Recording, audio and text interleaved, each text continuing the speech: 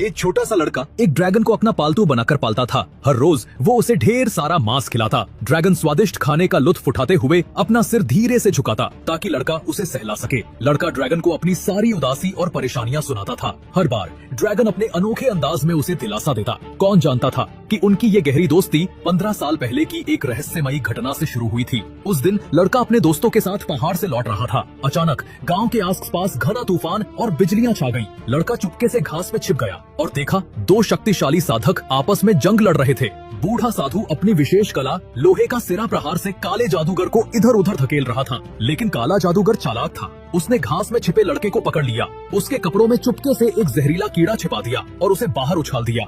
बूढ़ा साधु दया से भरा था, उसने लड़के को बचा लिया, लेकिन तभी वो कीड़ा बाहर निकला और साधु के हाथ पर काट लिया। साधु को मालूम था कि अब देर हो चुकी है। जहर तेजी से फैल रहा था। उसने कीड़े को जमीन पर कुचल दिया। साधु समझ गया कि उसकी मौत करीब है। फिर उसने अपनी सारी शक्ति लड़के के शरीर में सील कर दी। 15 साल इंतजार करो बेटा, वो फुसफुसाया, फिर ये ताकत तेरी हो जाएगी।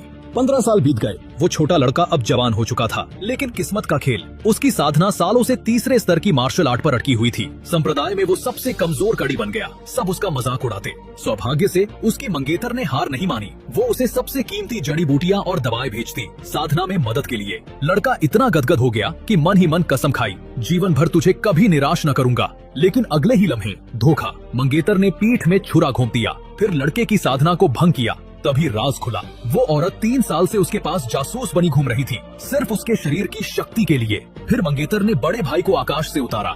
बिना वक्त गवाए उसने जादू का जाल बिछाया और लड़के को जकड़ लिया। मंगेतर ने आगे बढ़कर लड़के पर वार किया। दर्द से लड़का बेहोश गिर पड़ा। पछतावे की जड़ हमेशा के लिए काटने को दोनों ने उसे खाई में झोंक दिया। सोचा अब तो मर ही जाएगा, लेकिन किस्मत